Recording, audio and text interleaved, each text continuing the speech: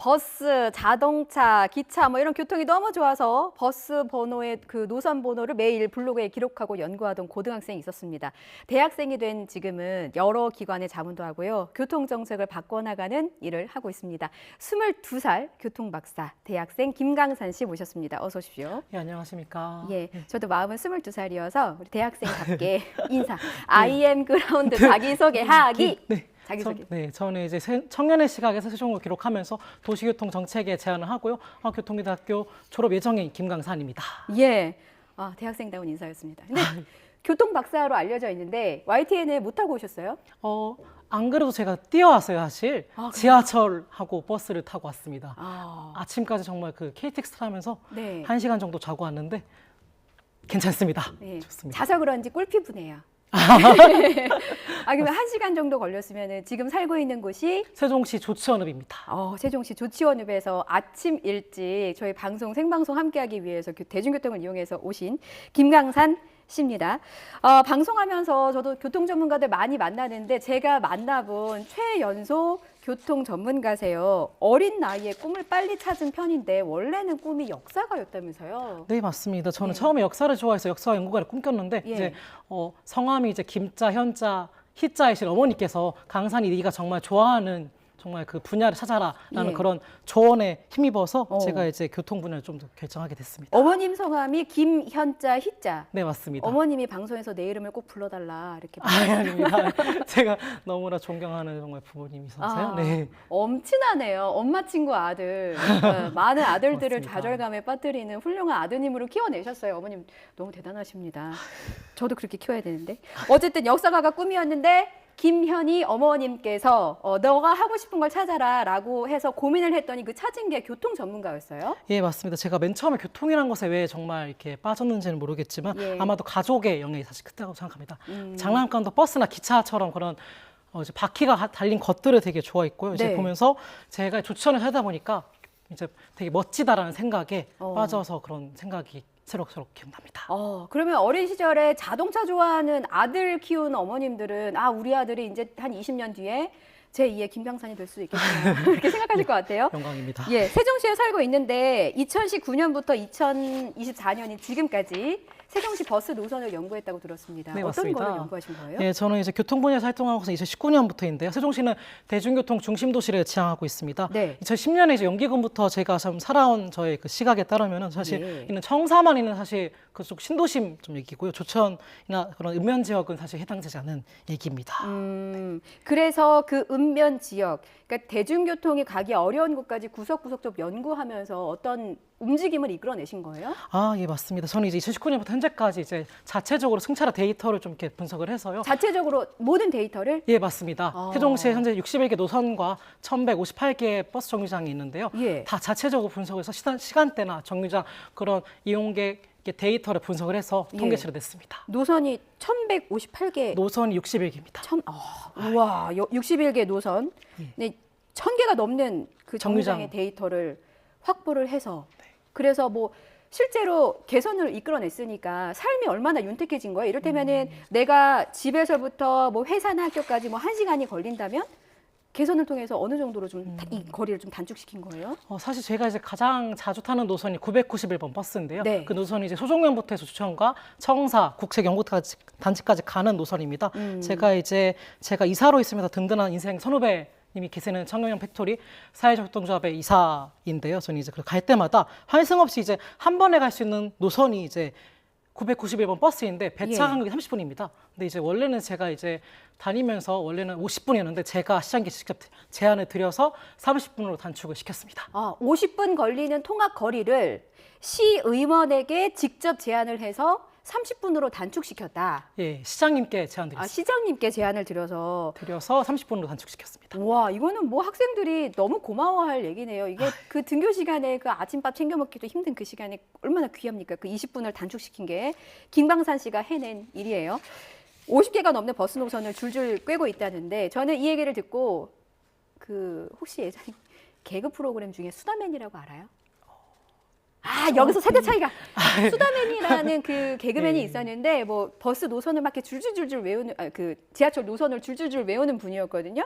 그분처럼 버스 노선 보며 정류장 위치며 이런 거를 다 줄줄 꿰고 있다고 들었습니다. 이거 일부러 맞습니다. 외우시는 거예요? 아니면 저절로 공부하다 보니까 외워지게 되는 거예요? 사실은 이제 덕업일치라는 또 말이 있잖아요. 정말 좋아하는 덕에서 직업까지 일치하는 그런 것을 사실 좀 제가 좋아하는 것이다 보니까 정말 저는 사실 수학을 되게 싫어했어요. 근데 수학은 싫어했지만 교통만큼은 다 외웠습니다.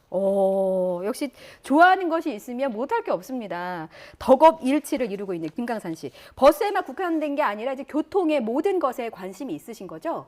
예, 맞습니다. 저는 버스만 사실 단정돼서 보는 건 아니고요. 기차부터 자전거까지 교통의 모든 것에 관심이 있습니다. 가령 저는 공공자전거 어울링을 타고 다니는데요. 조천은 행복도시와 달리 버스 그 자전거 대여소가 촘촘하지 않아서 조천 제가 직접 복합 커뮤니티 센터와 이제 세종시 보건환경연구원 앞에다가 대여소를 설치했습니다.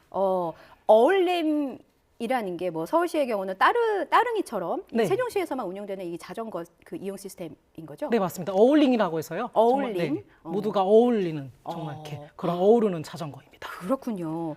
제가 그 강산 씨 블로그, SNS 봤거든요. 경력이 어마어마하더라고요. 이거 뭐 공공기관이며 정부며 뭐 정식으로 좀 자문을 해달라 이렇게 요청을 할 정도라고 하는데 어느 활동을 하고 계세요? 주로 저는 이제 2021년부터 사실 교통정책 분야에서 활동을 시작하게 됐고요. 21년에는 사정시 그 산하 거버넌스 기구인 시민주권의 건설교통 분과 위원을 했었고 교통연구원 이제 국토교통 빅데이터 자문과 이제 애트리 국책관제 자문과 부처님 자문을 했었습니다. 지금 뭐 나중에 저 그 방송 받아치기로 봐야겠습니다만 여러 기관에서 여러 자문으로 좀 활동을 하셨는데 그럼 회의 많이 가시잖아요. 회의 가면 나보다 어린 사람은 없을 것 같아요, 그죠? 다 강산 씨보다 좀 연세도 높고 직책도 있으신 좀 나이 지긋하신 분일 것 같은데 김강산 학생을 처음 보면 뭐라고들 말씀하세요? 주로 사실 저는 이제 그 친척분들이나 연구자분들께서는 이제 김 박사 하시면서 정말 이렇게 말씀하시곤 합니다. 그러면은 이제 회의하면서 호칭을 김 박사님이라고 부르시고 실제로 이제 그 여러 가지 연구하신 것들에 대해서 설명을 하잖아요. 그 설명을 들은 반응은 어떤가요? 반응이 되게 사실 제가 놀라웠다는 사실 반응이 좀 컸어요. 제가 직접 제본을 이렇게 하고 다니고 이렇게 자료를 만들어서 이거 실제 자료인가요? 실제 자료입니다. 이거 좀 보여줄게요. 카메라 좀 잡아주세요. 이게 그 실제 쓰시는 자료를 갖고 오신 거죠? 직접 제가 제작해서 배포해 드리는 건 자료들입니다. 이거 작년이네요. 2003년 5월 26일에 세종특별자치시 대중교통 개선 방안. 이거 꾸겨진 거 보니까 이거 찐 자료예요. 이 실제 자료를 갖고 오셨고 이렇게 대중교통 개선 방안을 내서 실제로 많은 것들을 이뤄내신 거군요. 교통 관련한 여러 문제점들을 찾아내고 제안도 많이 했다고 들었는데 자 그렇다면 주로 대표적으로 어떤 것들을 좀 바꿨는지 설명을 해주시면 좋을 것 같아요. 주로 저는 이제 스마트 횡단보도도 있고 공공자전거 어울링 대여소 설치도 있고요. 이제 저는 이제 촘촘한 대한민국 프로젝트라고 해서 제가 직접 제안해서 개선하는 프로젝트를 진행하고 있습니다. 첫 번째로 스마트 횡단보도는 간지 센서를 이용해서 횡단보도 음성 안내를 제공을 하고 정지선 준수라는 그런 이제 유도하는 시스템인데요. 사실 이제 조천에는 이런 그 바닥 신호등이 많지는 않았었는데 제가 직접 LED를 이렇게 그 제안을 해가지고 세종시 보건소나 이제 보컴에서 앞에다가 설치하는 그런 제안을 했고요. 두 번째로는 어울링 대여소 설치를 했고 세 번째로는 이제 안전신문고 앱이라고 해서요. 행정안전부에서 하고 있습니다. 그래서 그 앱을 통해서 이제 횡단보도 제도색이나 그런 이제 정지선 제도색이나 도로 이정표 개선 같은 그런 실질적인 활동을 해왔습니다. 그러니까 누구나 다 지나다니면서 불편함을 느낄 수는 있는데 이 불편함을 느낀 걸 개선책을 고민하고 실제로 제안하고 개선까지 이끌어내는 행동을 하고 계시는 거잖아요. 그런 면에서 정말 대단한 것 같아요. 여러 가지 개선점을 좀 말씀을 해주셨는데 내가 한 것 중에 이거는 진짜 칭찬할 만하다, 너무 잘했다 싶은 게 있을까요? 저는 아무래도 고등학교 3학년 때 제가 처음 했던 정책 활동이 그 991번 버스 노선을 개편하는 일이었는데요. 당시도 그렇고 지금도 이제 저는 이동호에서 맨날 버스를 타고 다닙니다. 이제 배차 간격이 50분 정도였는데 제가 이제 사실 버스는 시민분들께서 정말 이동에 필수 불가결인 이동 수단이잖아요. 그래서 저는 불편 사항이 있다면 제가 직접 해결했다는 그런 생각이 들었고 당시 이제 그 서비스를 통해서 세종시 서비스를 통해서 단축을 시켰고 이제 제가 자체적으로 분석한 데이터에 따르면 2019년에는 이제 한 해 31만 명이 이용했어요. 근데 이제 21년 자료를 제가 또 분석을 해보니까 51만 명이 이용했습니다. 코로나임에도. 그래서 61%나 상승했습니다. 여러 가지 이제 세종시 안에 있는 교통체계를 분석하고 있는데 혹시 이게 그 분석이 세종시 안에만 국한된 건가요? 아니면은 뭐 서울시나 뭐 다른 인접한 시도들에게도 그 적용이 되는 건가요? 네, 사실 아무래도 교통 문제는 광역권으로서 때로는 얽히고 설킨 문제잖아요. 예. 세종시 같은 경우도 엠버스가 사실 좀 자초되는 상황이기도 하고 최민호 시장이 공약인 대중교통 무료화가 공약이 파기되는 그런 상황까지 왔습니다. 그래서 이런 문제가 펼쳐지고 있는데 최근 서울에 사실 버스 명동 같은 경우는 버스 대란이 난리인 상황이잖아요. 예, 저희도 뉴스에서 많이 다뤘습니다. 네. 거기에 제가- 대해서 고민을 해보셨어요? 네, 제가 이제 그 실제로 서울 친구들한테 직접 자료를 받아보니까 예. 정말 사실 그 공공 디자인에서 검토도 사실 하는 것 같지도 않고요. 예. 버스 노선에서 그 색깔도 입히지 않아서 정말 안내판이 불편하고 승하차문 위치가 아예 맞지도 않는 그런 문제가 있었습니다. 그렇군요. 그런 문제를 분석을 하셨어요? 오세훈 시장님이 아마 그 저희 뉴스라이더 방송을 볼 것 같은데 당시에 그냥 눈 오는 날 눈 맞으면서 이제 시민들에게 사과 방송을 하기도 했거든요. 오세훈 시장에게 혹시 네. 생각하고 있는 개선점이 있다면 좀 잘 들으시라고 조언을 좀 해주세요. 예. 예, 시장님, 저는 이제 그 가령 제가 설치한 이제 그 세종시 고속 시외버스 터미널 같은 경우는요, 이제 그 승차판 이제 그 정류장이 8곳으로 분산 배치는 되어 있지만 제가 직접 그 제안해서 정류장 위에다가 이렇게 안내판을 크게 달았습니다. 예. 심지어 그 색상마다 정말 그 방향별로 색상마다 시민분들께서 직관적으로 보실 수 있게 설치를 해서요. 네. 그러니까 실제 한눈에 사례가 있습니다. 보면 딱 알 수 있게 네. 방향별로 색깔을 달리해서 네. 크게 만들라 이런 말씀이신 네, 거예요? 맞습니다. 크게 정말 그 어르신분들도 볼 수 있게 정말 크게 네. 만드는 게 좀 더 좋을 것 같습니다. 직관적인 게 좋겠네요. 말씀하신 것처럼. 네, 맞습니다. 그냥 멀리서도 한눈에 딱 보면 저 색깔은 어디를 가는 거지라고 알 수 있어야 되니까 이런 부분이 좀 개선이 되면 지금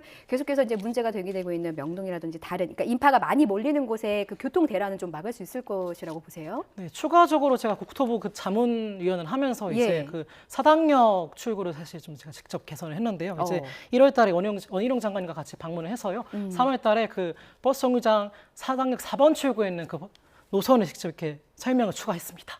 그렇군요. 이거 한번 꼭 바꿔보고 싶다. 그러니까 이거는 좀 대통령실에서 보라고 말씀하고 싶습니다. 이거는 좀 바꿔보고 싶다는 22살 김 박사님의 꿈이 있을까요? 저는 사실 이제 곧 총선이잖아요. 예. 정말 국민의 대표를 뽑는 그런 선거인데 예. 이제 주로 정치인분들께서 그 공약을 보면은 이제 교통 관련 공약이 굉장히 많잖아요. 예. 하시는데 보면은 과연 이 공약들을 정말 후보께서 직접 타보고 하시는 건지 의문이 들 때가 사실 많습니다.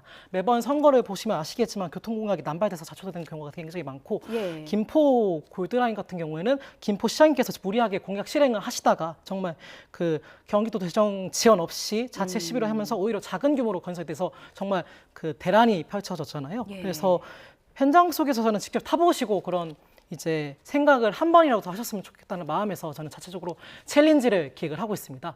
이제 대중교통 이용 챌린지라고 해서 네. 인증하는 그런 온라인상에다가 인증을 해서 이렇게 다음 주자를 이렇게 좀 제안 드리는 그런 캠페인을 통해서 이런 캠페인을 통해서 한 번이라도 좀 더 생각을 하셨으면 좋겠다는 마음입니다. 현장 속에 답이 있습니다. 현재 혹시 출마하세요? 아닙니다. 전혀 네. 예, 총선에 네. 출마하시는 건 아니고 전혀 네. 예, 생각이 없습니다. 대통령실과 여의도에 메시지를 전하셨습니다. 탁상 행정을 이렇게 하면 안 된다라고 따끔한 일증을 소프트 아이스크림처럼 부드럽게 해주셨네요. 김강산 학생의 앞으로의 꿈 마지막으로 좀 들어보겠습니다. 최종 목표 짧게 한마디만 부탁드릴게요. 네, 제가 사실 이제 저의 인생이 이렇게 많이 바뀌게 된 건 아무래도 가족이나 친척의 영향이 컸다고 봅니다. 이제 조언을 하셨는데 예. 제가 홀로 통계를 내보면서 이렇게 분석을 해보니까 네. 교통 분야를 조금 더 파헤쳐 보고 싶다는 생각이 있어요. 그래서 저는 이제 따라서 대학원 진학도 지금 고려 중에 있고 남은 1월 동안 이제 제 인생 로드맵을 좀 더 촘촘하게 이제 가꾸면서 이제 앞으로도 초심 잃지 않고 정말 이제 국민의 이동권이 보장되는 편리하고 안전한 교통생활 실현을 위해서 세종청년 김강산이 뛰겠습니다. 알겠습니다. 세종시의 삶도 바꾸고 또 더 많이 공부하셔서 정말 김 박사님 되셔서 대한민국의 교통체계도 확 바꿔주셨으면 좋겠습니다. 더 윤택한 삶을 위해서요. 지금까지 22살 교통박사 대학생 김강산 씨와 말씀 나눠봤습니다. 잘 들었습니다. 네, 고생하셨습니다. 네.